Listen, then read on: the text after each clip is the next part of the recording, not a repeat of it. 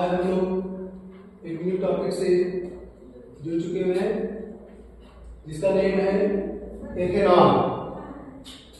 Ethanol इसका chemical formula होता है C2H5OH। जिसको समझते चलेंगे उसको क्लियर करके चलेंगे, ठीक है। तो इसका नेम है IUPAC नेम एथेनॉल, जो कॉमन नेम है वो है ethyl alcohol. Common name ethyl alcohol है और केमिकल फार्मूला है C2H5OH। इसको अगर हम चैन के फॉर्म में लिखेंगे तो ऐसा भी हो सकता है CH3 CH2OH। चैन के फॉर्म में इस तरीके से लिख सकते हैं। और ये एथेनॉल जो है ये होमोलॉगस सीरीज का सेकंड मेंबर है। फर्स्ट मेंबर इसका क्या है? मेथेनॉल है, ठीक है। Second member ethanol, methanol ethanol, ठीक है। तो एथेनॉल का केमिकल फार्मूला C2H5OH। अब हम चलते हैं इसकी प्रॉपर्टीज के बारे में। इसकी प्रॉपर्टी मेनली इसके दो प्रॉपर्टीज है। पहला फिजिकल प्रॉपर्टी और दूसरा केमिकल प्रॉपर्टी। तो in physical property just you are looking on the board, it is colourless volatile liquid having vision smell and burning taste. क्या रहा है ये? इसकी जो फिजिकल प्रॉपर्टी है इसके मतलब ये दिखने में कैसे लगता है? कलरलेस होता है, ठीक है। इसका कोई कलर नहीं होता, वोलेटाइल होता है। वोलेटाइल मतलब अगर आप इसको ऐसे रख देंगे खुले में तुरंत ये इवापोरेट होकर के उड़ जाएगा, ठीक है। और इसकी स्मेल जो होती है, आप स्मेल करेंगे इसको तो इसका स्मेल आपको अच्छा लगेगा, ठीक है। स्मेल करने में अच्छा लगेगी। टेस्ट इसका जो होता है बर्निंग सेंसेशन का टेस्ट है।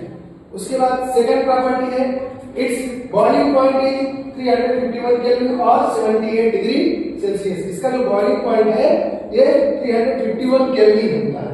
इसके साथ थर्ड प्रॉपर्टी इसकी जो है physical property, it is miscible with water in all proportion. सभी प्रोपोर्शन मतलब पानी के साथ अगर इसको वाटर के साथ मिक्स करोगे तो ये आसानी से मिक्स हो जाएगा, चाहे इतने से पानी हो चाहे इतने से पानी हो, ठीक है। वैसे भी आप लोग देखो इसका यूज जो होता है एथेनॉल का ज्यादातर यूज होता है विस्की में। जितने भी अल्कोहल होते हैं पीने वाले, जो शराबी लोग होते हैं वो क्या करते हैं? अल्कोहल पीते हैं, तो उसमें इसका यूज किया जाता है। कुछ लोग ऐसे होते हैं जो मतलब अपने शरीर से कमजोर है लेकिन उनको पीना ही है, तो वो क्या करेंगे? इसमें वाटर को मिक्स कर देंगे। कोई ज्यादा वाटर मिक्स करता है, कोई कम, कोई विदाउट मिक्सिंग किए ही पी जाता है, ठीक है। तो इसको किसी भी प्रोपोर्शन में आप वाटर के साथ मिक्स कर सकते हैं।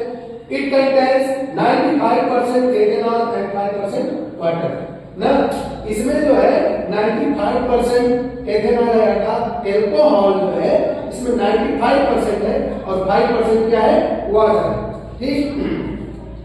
इसके बाद आगे it's 100% pure form carb absolute alcohol. अगर ये 100% प्योर फॉर्म का है तो इसको कौन सा एल्कोहल कहेंगे? एब्सोल्यूट एल्कोहल, मतलब only and only one alcohol, ठीक है। लास्ट 6 पॉइंट इसका है it is neutral in nature. जो एल्कोहल होता है इसका नेचर जो होता है न्यूट्रल होता है, मतलब लिटमस पेपर को अफेक्ट नहीं करता है, ना रेड करेगा ना ब्लू करेगा ना किसी कलर, मतलब कोई इफेक्ट नहीं लिटमस पेपर को लेकर के। सेवन पॉइंट है it is highly inflammable liquid and catch fire heat.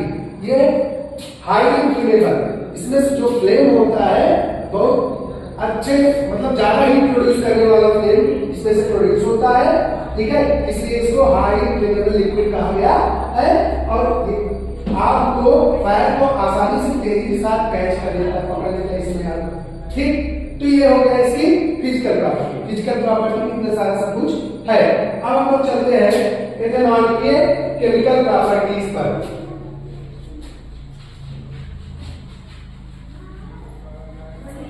Chemical properties को एक्सप्लेन करने के लिए थोड़ा सा स्पेस भी चाहिए बोर्ड में, तो स्पेस कम होने की वजह से मैंने इसको इरेज कर दिया, ठीक। चलिए अब chemical properties chemical properties of the non.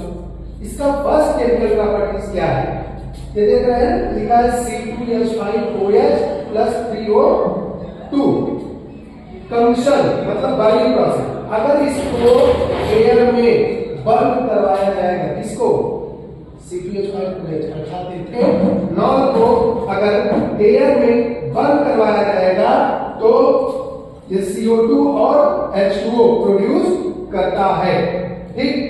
और इसका यूज आप पेट्रोल के साथ डाल करके फ्यूल की तरह यूज कर सकते हैं, फ्यूल में इसका यूज आप कर सकते हैं इस तरीके से। अब एक चीज है इसकी सेकंड प्रॉपर्टी। सेकंड प्रॉपर्टी क्या है, अगर इसको ऑक्सीजन की उपस्थिति में, ऑक्सीजन की प्रेजेंट होने में, उसकी प्रेजेंटी में, अगर ऑक्सीजन की प्रेजेंटी में C2H5OH को KMnO4 और K2Cr2O7, ठीक है, पोटेशियम क्रोमेट और पोटेशियम परमैंगनेट, ठीक है। पोटेशियम परमैंगनेट का एल्कलाइन नेचर चाहिए। एल्कलाइन नेचर मतलब या तो इस पोटेशियम परमैंगनेट में NaOH मिक्स हुआ होगा इसके सॉल्यूशन में, या फिर KOH मिक्स हुआ होगा। इसको या तो करिए, या तो K2Cr2O7 करिए, K2Cr2O7 के सॉल्यूशन में H2SO4 डाइल्यूट H2SO4 मिक्स किया जाता है, तब इसके उपस्थिति में ऑक्सीजन से ये रिएक्ट करेगा तो बनाता है CH3CHO प्लस। तो इसमें एक बार फिर से रिपीट करते हैं, इसकी फर्स्ट केमिकल प्रॉपर्टीज है कि अगर एथेनॉल को ऑक्सीजन की उपस्थिति में बर्न किया जाएगा तो CO2 गैस और H2O गैस, CO2 गैस और H2O ये दोनों प्रोड्यूस होगा। उसके बाद अगर एथेनॉल को पेट्रोल के साथ मिक्स करते हैं तो यह फ्यूल की तरह भी बिहेव किया जाएगा, फ्यूल की तरह बिहेव कर सकते हैं इसको, ठीक। उसके बाद इसकी दूसरी प्रॉपर्टी है, अगर C2H5OH अर्थात एथेनॉल को अगर ऑक्सीजन के साथ रिएक्ट करवाया जाए जिसमें KMnO4 और K2Cr2O7 ये उपस्थित है, ये प्रेजेंट है, और इसका एल्कलाइन नेचर होना चाहिए, इसका KMnO4 का एल्कलाइन नेचर होना चाहिए, जिस एल्कलाइन नेचर में आप क्या कर सकते हैं, KMnO4 के सॉल्यूशन में आप NaOH अर्थात सोडियम हाइड्रोक्साइड या फिर पोटेशियम हाइड्रोक्साइड इन दोनों में से किसी एक के साथ इसको मिक्स कर दीजिए इसके सॉल्यूशन में, तो इसका एल्कलाइन सॉल्यूशन बन जाएगा। तो KMnO4 का एल्कलाइन सॉल्यूशन हो या फिर K2Cr2O7 का एसिडिफाइड सॉल्यूशन। ये कैसे बनेगा एसिडिफाइड, तो डाइल्यूट H2SO4 के साथ इसको मिक्स कर देंगे इसके सॉल्यूशन में, तो ये एसिडिफाइड सॉल्यूशन हो जाएगा। अब इन दोनों में से किसी एक सॉल्यूशन की प्रेजेंटी में ऑक्सीजन के साथ रिएक्शन करेगा, अर्थात इसको जब हीट किया जाएगा लगभग 400 केल्विन, 400 या 500 केल्विन तक, तो ये क्या बनाएगा CH3CHO, ठीक है, जिसको हम लोग कहते हैं एथेनॉल, नॉट एथेनॉल। एथेनॉल में आपको C2H5OH होता है एथेनॉल, लेकिन यहाँ पे आपको मिलेगा CH3CHO, इसको एथेनॉल बोलते हैं। एथेनॉल की स्पेलिंग ETHAN होता है एथेनॉल, और जो एथेनॉल है वो ETHANA है, ठीक है, तो दोनों में मेजर डिफरेंस है, ठीक। और उसके साथ साथ H2O प्रोड्यूस करता है। अब एथेनॉल का कॉमन नेम क्या है, एसिडल्डिहाइड, इसको एसिडल्डिहाइड भी कहते हैं कॉमन नेम के रूप में। आगे जैसे अब C2H5OH का इन सब की उपस्थिति में ऐसे रिएक्शन कर रहा है, तो डायरेक्ट ये नहीं बना सकता है ethanoic acid, direct ethanoic acid नहीं बनेगा। तो पहले ये कन्वर्ट हो गया इसमें एथेनॉल में, और फिर एथेनॉल रिएक्शन करता है ऑक्सीजन से। अच्छा, इसमें ये दिक्कत ये है कि हम क्यों ये रिएजेंट को यूज करते हैं। रिएजेंट हम क्यों यूज करते हैं, हम इसलिए यूज करते हैं, ये जो रिएजेंट है KMnO4 और K2Cr2O7 इनकी उपस्थिति में अगर जब इससे रिएक्शन करवाते हैं तो ये ऑक्सीजन प्रोड्यूस करते हैं और उसी ऑक्सीजन से इसका रिएक्शन होता है और ये रिएक्शन करके क्या बना देता है एथेनोइक एसिड, जिसका केमिकल फार्मूला है CH3COOH। ठीक है, ये सारी चीजें होती है। इसके बाद इसमें देखो लिखा भी है ना KNO4 K2Cr2, ये क्या है रिएजेंट है। रिएजेंट मतलब ऑक्सीडाइजिंग एजेंट। ठीक, ऑक्सीडाइजिंग एजेंट काम क्या है ऑक्सीजन को प्रोड्यूस करना और जब ये ऑक्सीजन प्रोड्यूस हो जाएगा तब इसका इससे रिएक्शन हो जाएगा। ठीक है, आगे अभी तो भी पॉइंट हुए हैं। एक मिनट मेरा थर्ड पॉइंट 2C2H5OH 2C2H5OH और Na मतलब सोडियम के साथ जब इसका रिएक्शन होता है तो C2H5ONA बनाता है। इसको कहेंगे सोडियम एथेनोएट। ठीक है, तो इसका यूज कहाँ होता है भाई, हमने ऐसे इसको बनाया, इसका यूज होता कहाँ है एल्कोहल की टेस्टिंग। एल्कोहल अगर टेस्ट करना है उसमें इसका यूज किया जाता है। ठीक है,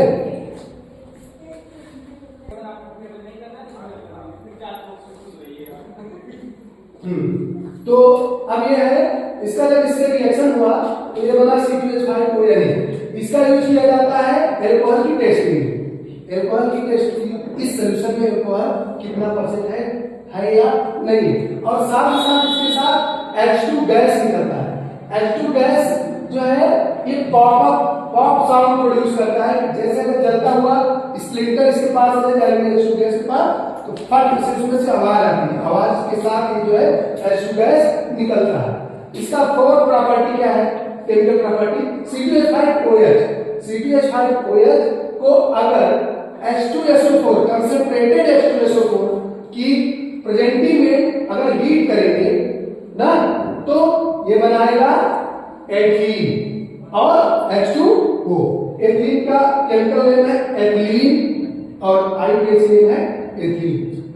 अब H2SO4 काम क्या है इसका काम ये है कि C2H5OH में यह रिएजेंट अगर इसमें वाटर के कुछ मॉलिक्यूल अगर प्रेजेंट है तो उन मॉलिक्यूल को एब्जॉर्ब करके सेपरेट कर देता है, तो H2O अलग हो जाएगा, एथिलीन अलग हो जाएगा। एथिलीन कॉमन नेम है और एथिलीन इसका आईयूएस नेम है। ठीक है, इसलिए H2SO4 को डिहाइड्रेटिंग एजेंट कह सकते हैं। डिहाइड्रेटिंग एजेंट मतलब ये वाटर मॉलिक्यूल को इसमें से निकाल देगा। ठीक, ये हो गया फोर्थ प्रॉपर्टी। अब आ जाते हैं फिफ्थ प्रॉपर्टी। ये बहुत की आगे लिख दिया हूं, थोड़ा सा कम समझ में आएगा, इधर मैं राइट कर दे रहा हूं। जैसे कि C2H5OH प्लस CH3COOH। ठीक, CH3COOH और C2H5OH का जब रिएक्शन होता है, ठीक है, किसकी प्रेजेंटी में H2SO4 की प्रेजेंटी में। H2SO4 की प्रेजेंटी में इन दोनों का जब रिएक्शन होता है तो क्या बनाता है CH3COOC2H5 प्लस H2O। ठीक है, ये इतनी सारी चीजें बनाता है।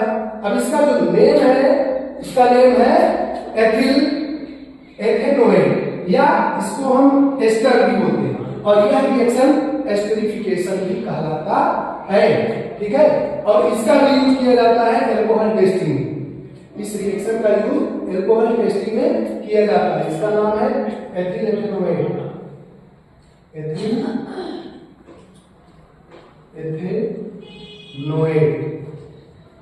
ठीक, या इसको हम एस्टर भी कह सकते हैं।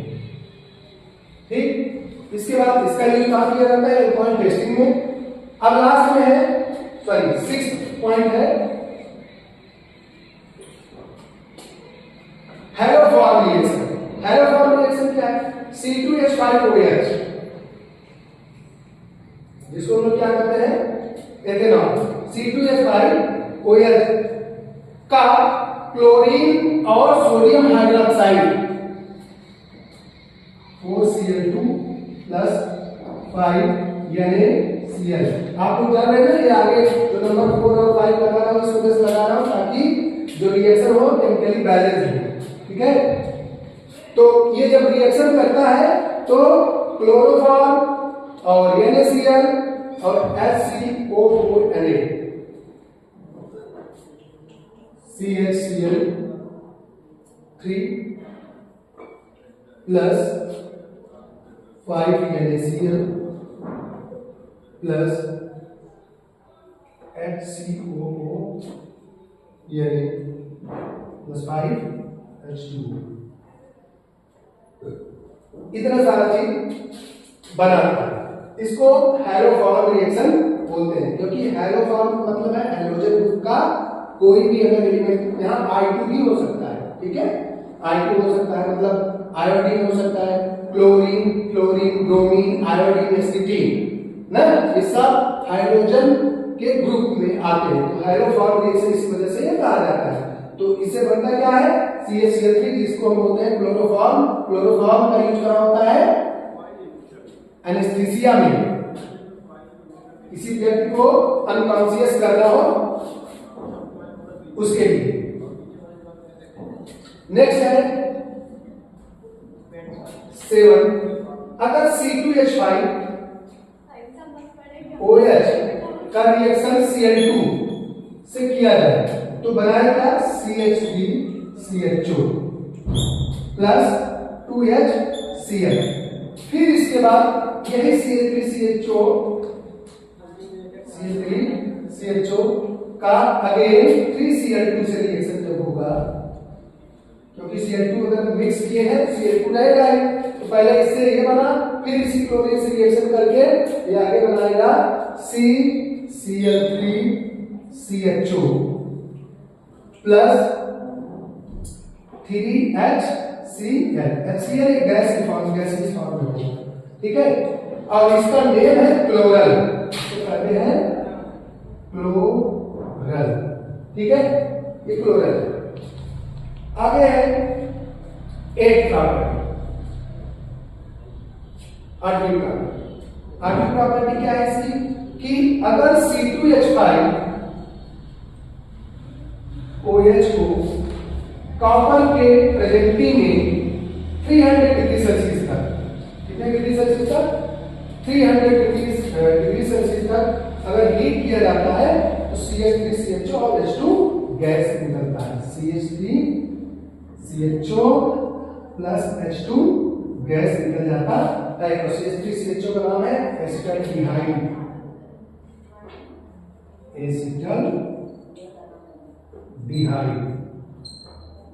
ठीक, ये बन जाता है। तो ये टोटल हो गए इसके क्या केमिकल प्रॉपर्टीज, 8 केमिकल प्रॉपर्टीज थे इसके। अब आगे है यूज, इसके यूज के बारे में। इसका यूज कहां किया जाता है एथेनॉल? एथेनॉल का यूज किया जाता है ड्रग्स में, डिटर्जेंट बनाने में, वार्निश बनाने में, पेंट बनाने में, डाई बनाने में, बहुत सारे ऐसे वर्क हैं जिसमें इसका यूज किया जाता है। क्लोरोफॉर्म भी बनाने में लिख सकते हैं। ठीक है, तो तमाम प्रकार के और डिफरेंट एरिया में इसका यूज है। ठीक है, इस तरीके से इसका प्रयोग किया जाता है। और साथ साथ फ्यूल के रूप में भी इसका यूज किया जाता है।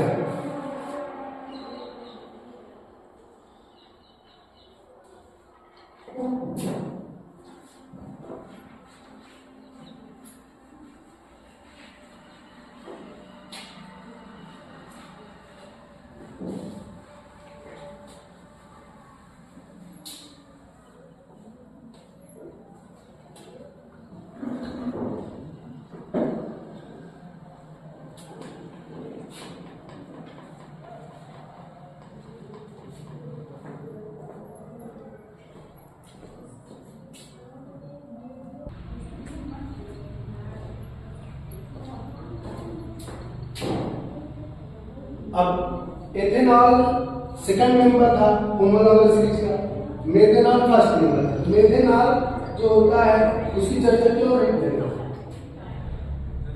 इसको आप अगले क्लास में पढ़ेंगे। लेकिन ये जो मेथेनॉल होता है खतरनाक सब्सटेंस है, बहुत पॉइजनस होता है, ठीक है। ये पॉइजन है, ये करता क्या है जानते हैं, जैसे कोई बहुत बड़ा अगर शराबी है, अगर वो प्योर मेथेनॉल मिक्स्ड एल्कोहल अगर ड्रिंक कर लेता है तो वह एल्कोहल सबसे पहले उस आदमी के ऑप्टिक नर्व को अफेक्ट करता है, उसको खराब कर देगा और वह परमानेंटली ब्लाइंड पीपल बन जाएगा, मतलब हमेशा हमेशा के लिए अंधा हो जाएगा। इस वजह से अगर एल्कोहल में मेथेनॉल मिला हुआ है तो आपके लिए जानिए वो आपके लिए मतलब मेरा ये जो पीने वाले हैं उनके लिए बहुत नुकसानदेह होगा।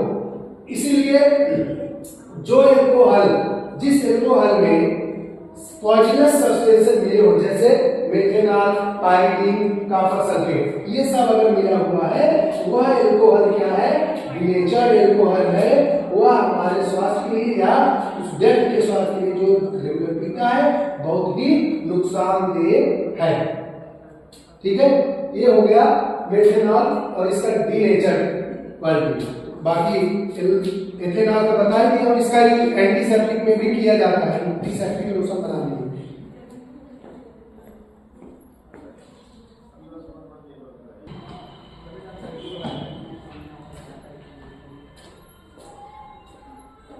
नेक्स्ट टॉपिक है एथेनोइक एसिड। एथेनॉल के बाद एथेनोइक एसिड। एथेनोइक एसिड आरपीएसी नेम है, इसका कॉमन नेम है एसिटिक एसिड और केमिकल फार्मूला CH3COOH। ये भी सेकंड मेंबर है होमोलॉगस सीरीज का, जैसे एथेनॉल जो था वो भी सेकंड मेंबर था, ये भी अगर एक है तो सेकंडरी मेंबर है, अगर मेथ है तो फर्स्ट मेंबर है। तो इसका फर्स्ट मेंबर अगर देखेंगे तो मेथेनोइक होगा, मेथेनोइक, लेकिन सेकंड मेंबर जो है वो है एथेनोइक। तो आपके सिलेबस में है एथेनोइक एसिड और ये होमोलॉगस सीरीज का सेकंड मेंबर है। उसके बाद इसकी प्रॉपर्टी जो है, फिजिकल प्रॉपर्टी ये है कि ये कलरलेस होता है, कलरलेस लिक्विड है और टेस्ट इसका जो है वो सॉल्व है, ठीक। लिक्विड ये ऐसा लिक्विड है जिसका कोई कलर नहीं है, दिखने में जैसे वाटर की तरह ही दिखेगा, लेकिन जो इसका टेस्ट है वो सॉल्व है, ठीक। It is miscible with water in all portion. Water जैसे आपने एथेनॉल को भी उसमें बताया था ना कि एथेनॉल को कितने भी वाटर में मिक्स कर सकते हो, ऐसे इसको भी वाटर के किसी भी अमाउंट में मिक्स कर सकते हो, किसी भी प्रोपोर्शन में। It's boiling point is 391 kelvin और 118 degree Celsius and melting point is 290 kelvin और 70 डिग्री सेल्सियस। मेल्टिंग और बॉइलिंग पॉइंट इसका ये होता है। प्योर एथेनोइक एसिड जो होता है उसको हम ग्लेशियल एसिड के नाम से जानते हैं। Pure ethanoic acid glacial acid के नाम से जाना जाता है। ये इसकी इतनी सारी फिजिकल प्रॉपर्टीज है। केमिकल प्रॉपर्टीज क्या है, CH3COOH। इसका फर्स्ट केमिकल प्रॉपर्टी ये है कि it is acidic in nature. अगर इसको वाटर लिक्विड में मतलब इसका एक्वस सॉल्यूशन जो है वह H+ आयन प्रोड्यूस करता है। अगर वाटर में इसको मिक्स करोगे तो ये एक्वस सॉल्यूशन बन जाएगा और उस एक्वस सॉल्यूशन में क्या निकलता है, हाइड्रोजन आयन। इस वजह से ये देखा गया कि जो CH3COOH है यह एसिडिक नेचर का होता है। अगर एसिडिक नेचर का होता है तो यह लिटमस पेपर को ब्लू टू रेड कर देगा, ठीक है। दूसरा सेकंड केमिकल प्रॉपर्टी है, अगर CH3COOH अर्थात एथेनोइक एसिड, अगर एथेनोइक एसिड को एथिल अल्कोहल से रिएक्शन करवाया जाए जिसको हम क्या कहते हैं, एस्टरीफिकेशन, ठीक। और तो कंसंट्रेटेड H2SO4 के उपस्थिति में दोनों का जब रिएक्शन होता है तो बनाता है एथिल एथेनोएट या ethyl acetate. Ethyl ethanoate chemical formula है CH3COOH C2H5 को प्रोड्यूस करता है, ठीक। इसको हम एस्टर भी कर सकते हैं और यह रिएक्शन एस्टरीफिकेशन कहलाता है। इसके बाद है हाइड्रोलाइसिस। हाइड्रोलाइसिस अगर इसका करते हैं H2O से रिएक्शन करवाएंगे H2SO4 की उपस्थिति में, ये बनाएगा CH3COOH और C2H5OH। कहने का मतलब कि अगर एथिल एथेनोएट का हाइड्रोलाइसिस करेंगे तो ये अगेन उसी में चेंज हो जाएगा CH3COOH C2H5OH में। लेकिन अगर CH3COOH C2H5OH को अगर हम उसका एसिडिफिकेशन करते हैं H2SO4 की उपस्थिति में, तो आगे क्या बन जाएगा, एथिलेटेड या एथिलिक एसीटेट बन जाएगा। तो कहने का मतलब ये है कि हाइड्रोलाइसिस और एसिडिफिकेशन दोनों एक दूसरे क्या है, इनवर्सली प्रोपोर्शनल है। दोनों का जो संबंध है, रिलेशन इनवर्सली प्रोपोर्शनल का रिलेशन है। अब इसमें होता क्या है, CH3C2H5OH एथिलेटेड को अगर हम एल्कलाइन हाइड्रोलाइसिस करते हैं, इसका CH3COOH का अगर एल्कलाइन हाइड्रोलाइसिस करते हैं अर्थात NaOH के साथ रिएक्शन करवाते हैं इस स्तर का, तो बनता है सोडियम एथेनोएट। ठीक है, सोडियम एथेनोएट और एथिल एल्कोहल।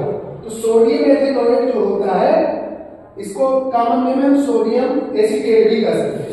तो सोडियम एसीटेट का एक फॉर्म होता है, जैसे मान लीजिए CH3COOH लेते हैं, अगर CH3 की जगह पे C2H5OH हो गया है, ऐसा कुछ C3H7 हो गया, ये सब अगर हो जा रहा है तो ये किसकी कैटेगरी में आता है, R। तो कहने का मतलब RCOOH अगर है तो यह है क्या जानते हैं, सोडियम साल्ट का फैटी एसिड है।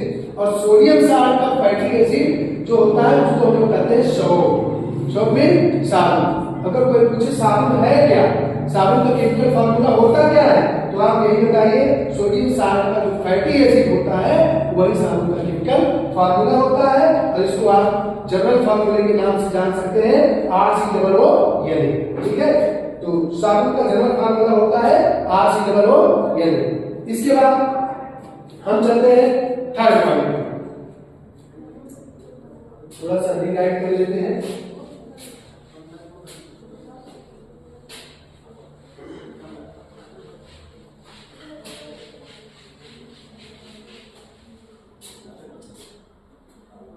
थर्ड केमिकल फार्मूला है CH3COOH।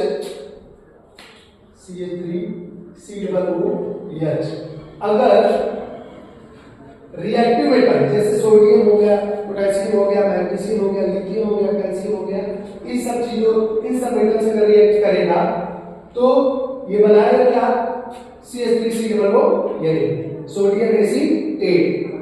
ठीक है, जैसा कि आपने इसमें स्पोनिफिकेशन रिएक्शन में आपने देखा था। ठीक है, स्पोनिफिकेशन रिएक्शन जो होता है वो एल्कलाइन हाइड्रोलाइसिस, एस्टर का अगर एल्कलाइन हाइड्रोलाइसिस किया जा रहा है तो वह रिएक्शन क्या कहलाता है, स्पोनिफिकेशन रिएक्शन कहलाता है। ठीक, तो CH3COOH है, अगर इसका रिएक्टिव मेटल जैसे सोडियम से रिएक्शन किया इसने तो बनाया क्या, 2CH3COOH प्लस H2 गैस। ठीक, ये भी क्या है, सोडियम एसीटेट है। ठीक, अभी ये भी आपका साबुन बन सकता है, बस होना क्या चाहिए, फैटी एसिड होना चाहिए, सोडियम साल्ट का फैटी एसिड होना चाहिए। तो यहाँ पे R लग जाएगा, RCOOH हो जाएगा सोप का केमिकल जनरल केमिकल फार्मूला। ठीक है, तो ऐसे सोडियम की जगह पे आप कैल्शियम ले सकते हैं, मैग्नीशियम ले सकते हैं, पोटेशियम ले सकते हैं, ये इधर लिखा है CaMgA एक्सेट्रा। ठीक है, इसकी फोर्थ प्रॉपर्टीज देखते हैं। अगर CH3COOH का NaOH से रिएक्शन करवाते हैं तो अगर NaOH से रिएक्शन करवाते हैं तो ये क्या बनाएगा, जैसा कि इधर आपने देखा था, सोडियम एथेनोएट। ऐसे भी इसका भी सोडियम एथेनोएट और वाटर बन सकता है, जैसा कि इसका chemical formula CH3COOH plus H2O। ठीक है,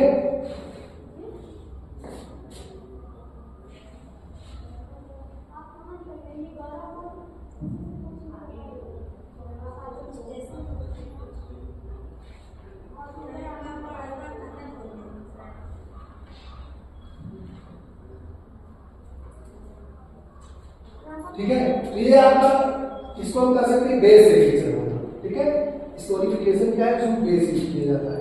ठीक, तो और ये मेटल हो गया रिएक्टिव मेटल।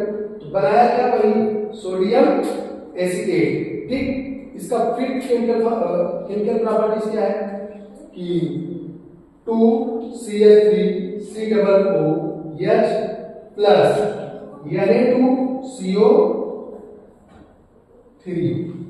ठीक, Na2CO3 ये कार्बोनेट है, मेटल कार्बोनेट है, अर्थात सोडियम कार्बोनेट कह सकते हैं। और मेटल कार्बोनेट होता है मेटल बाइकार्बोनेट। मेटल बाइकार्बोनेट का एक दूसरा नाम और है, उसको कहते हैं मेटल हाइड्रोजन कार्बोनेट। चाहे मेटल हाइड्रोजन कार्बोनेट के लिए, चाहे मेटल बाइकार्बोनेट के लिए। 2CH3COOH प्लस Na2CO3 इसका जब रिएक्शन होगा तो फिर अगेन वही बनेगा 2CH3COONA plus H2O plus CO2। ठीक है, एक्स्ट्रा प्लस दो कंपाउंड से एक्स्ट्रा एक कंपाउंड एक्स्ट्रा बन गया CO2। ठीक, ये है सोडियम कार्बोनेट। अब जैसे मेटल हाइड्रोजन कार्बोनेट और मेटल बाइकार्बोनेट है तो तब उसके लिए हो जाएगा CH3COOH प्लस NaHCO3 चेंजेस, वही फिर बनाएगा CH3COOH CO2 plus H2O, CH3COONA plus CO2 plus H2O। तो कार्य मतलब फिफ्थ में भी यही हुआ, चाहे मेटल कार्बोनेट हो चाहे मेटल बाइकार्बोनेट, दोनों ही सिचुएशन में क्या बनाएगा, सोडियम एसीटेट बनाएगा। अब आ जाते हैं इसके यूज के बारे में।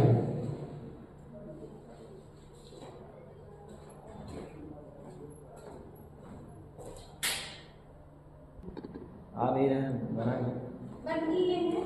सर